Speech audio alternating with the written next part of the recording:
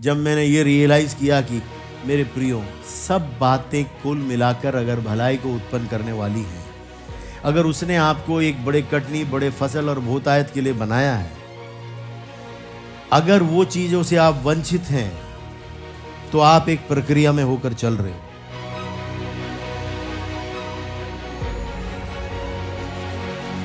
उस प्रक्रिया का जो प्रोसेस का फल है वो ये है जो उसने 71 में कहा, ये जो दुख मेरे जीवन में आया उससे क्या हुआ। 71, मुझे जो दुख हुआ वह मेरे लिए भला ही हुआ, जिससे मैं तेरी विधियों को सीख सकूं। परमेश्वर ने मनुष्य को ये इस पृथ्वी पर रचने से पहले पहला विषय उसने अपनी स्वरूपता दे दी। दूसरा, उसने अपनी समानता बिना नाम पूछे, बिना किसी वजह के, ना कुछ कहे कि भाई तू ये शर्त पूरा कर, उसने ऐसे ही उसके जीवन में प्रदान कर दिया। तीसरा विषय लिखा है, तीसरा क्या है, 1:28 के अंदर परमेश्वर ने उत्पत्ति 1:28 में उनको क्या दिया, अधिकार दिया। क्या दिया, सारे पृथ्वी के ऊपर बोला फूलो फूलो, इसे अपने वश में कर लो। वश में करना, अधिकार लेना या अधिकार ना लेना, वो किसके वश में था, मनुष्य के वश में। परमेश्वर ने सब कुछ दे दिया। पिताजी ने प्रॉपर्टी भी लिख दी, फैक्ट्री भी लिख दी, जिस मकान में कोठरी डालकर कोई बैठा घुसपैठिया वो भी आपके नाम कर दिया।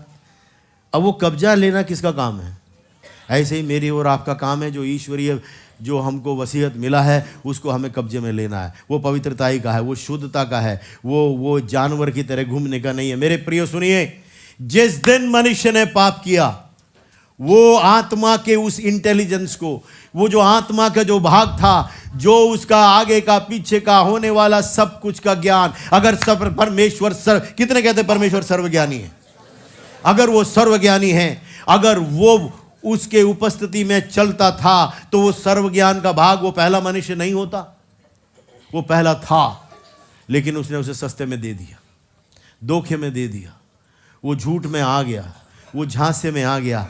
आप सब लोग प्रार्थना करेंगे कि आपकी संतान, आपकी पीढ़ियों की आंखें खुली रहें, कोई झांसे में नहीं आएगा। अधिकार आपको लेना, उसने अधिकार दिया है। लिखा है, उनको आशीष दी, उन्हें बहुतायत की अवस्था दे दी, बड़ी कटनी उनके हाथ में दे दिया, बोला फूलो फलो पृथ्वी में भर जाओ।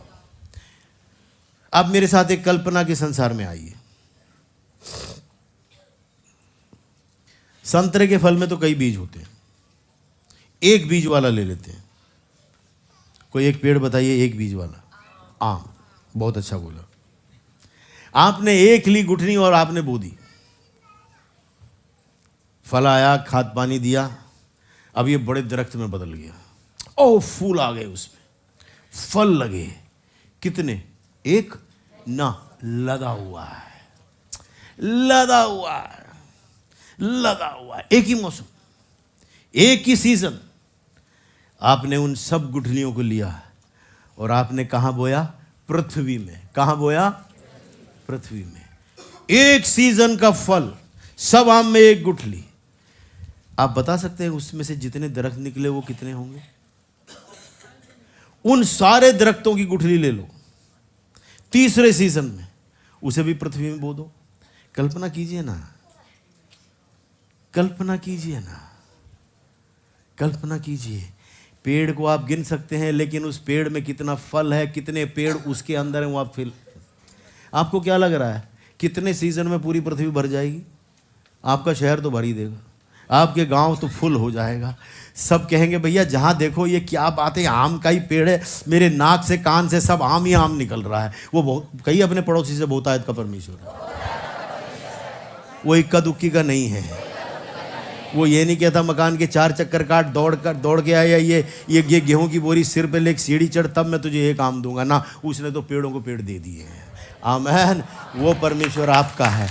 उसने कहा सुन, जब तक आकाश और पृथ्वी, एक काम कर, ना तो बुआई रुकेगी ना कटाई रुकेगी। बोलो हम बढ़ते ही जाएंगे। आमेन।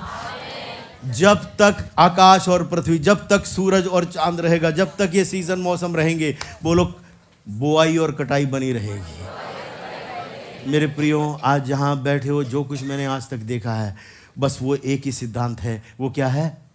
बुआई कटाई, बुआई कटाई।